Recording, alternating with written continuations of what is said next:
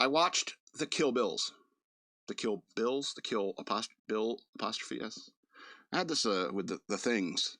The Thing last week too. But look at that movie poster. I looked through a lot of Kill Bill like movie posters and stuff like that, and this is by far the best one.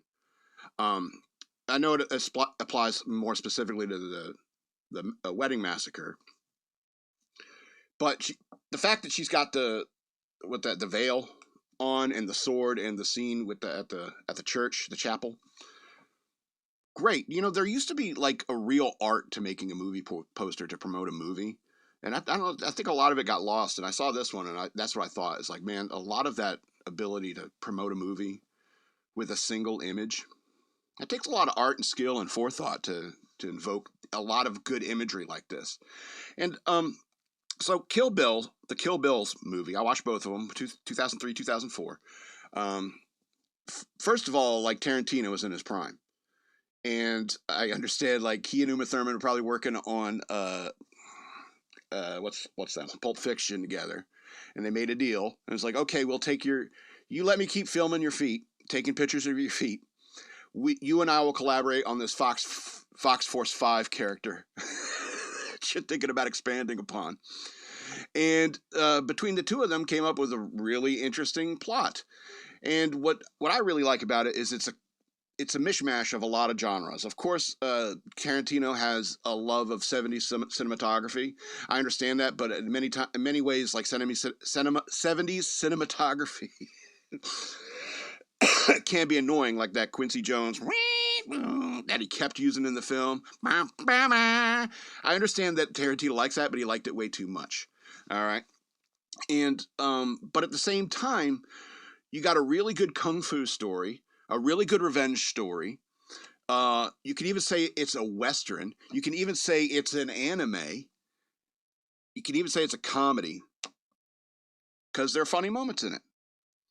And what's great about Tarantino's, and maybe even Uma Thurman's influence in this movie, is that as a kung fu and revenge movie spanning over 2 movies, maybe 3. I heard talk of a 3. No need. Bill is dead. What was my point? It could be called Morn Bill. It could be Morn Bill? Yeah, I guess so. See, you're still derailing me. What was I saying? You were already derailed. I know, but I want to get back to where I was. All right. What was everything like? Yeah, with revenge tales like this, you have to make every confrontation like epic. And what I'd like about these movies is that even though you could say what you want as a conservative guy about female leads in action films, but many of the people that what's her name, Beatrix, were fighting were other female assassins, and that was cool. And so every single, like with Vivica A. Fox, you know, it was the situation where they're in. They're fighting in the environment that they were in, and every single environment has its own features. And you know, the kids coming home from school in suburbia, and and 2 murderous ninjas going at each other. You know, the one with Cottonmouth, in Japan, that was very much like a traditional samurai movie in many ways, fighting Cottonmouth. Excellent stuff. I mean, every single fight scene was really, really good. My favorite fight scene is Beatrix versus Elle, and what happens to Elle, which is perfect. Love that. I also really love the Bud. She's stalking Bud, and he just surprises her with a buckshot rock salt round, puts her down, and buries her in a grave. And she escapes, and then you're treated to this interlude of her being trained by Pai Mei, and that in itself would have been an amazing movie. All right, her training and then escaping from the grave, and that final scene. This is why I think it's a comedy, because she comes running across after she escapes the grave, and she's running across the street to the diner, dirt flying off of her. She comes in, "May I have a drink of water, please?"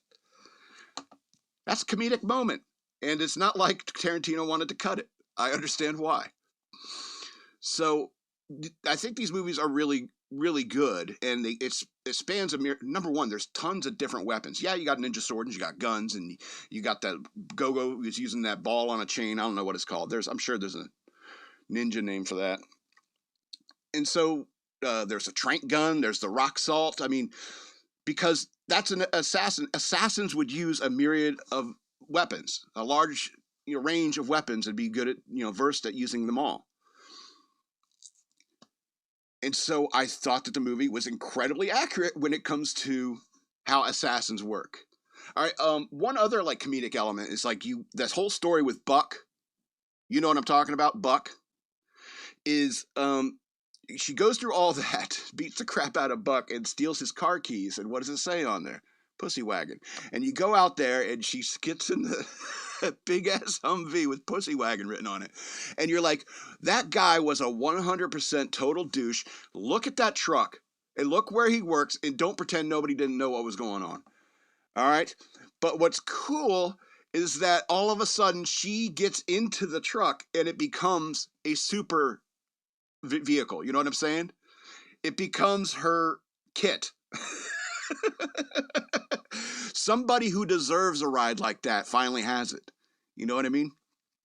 And I like that element of it. There's a lot of like girl elements that I do like about it. I do like the scene where she finds out she's pregnant and that assassin comes to kill her, and she tells the girl that she's pregnant, and she's, you kidding me? And she backs off and leaves. That like girl understanding, I suppose. And she's like, congratulations. And I was thinking, when was the last time a woman got pregnant in a film and they said congratulations? That doesn't happen much anymore. I'm trying to think. There's one thing I didn't like for many years, and that was the anime scenes. I don't like anime, but it's like the origin of Oren Ishii. And it's horrific, like many anime stories. It's horrific in what the horrible atrocities that are committed against people, especially in that part of the world.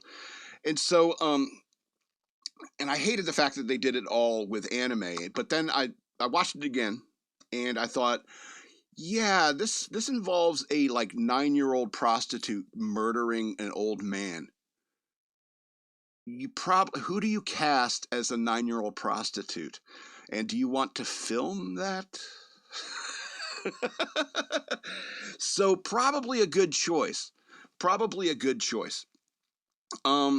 Bill is an interesting character.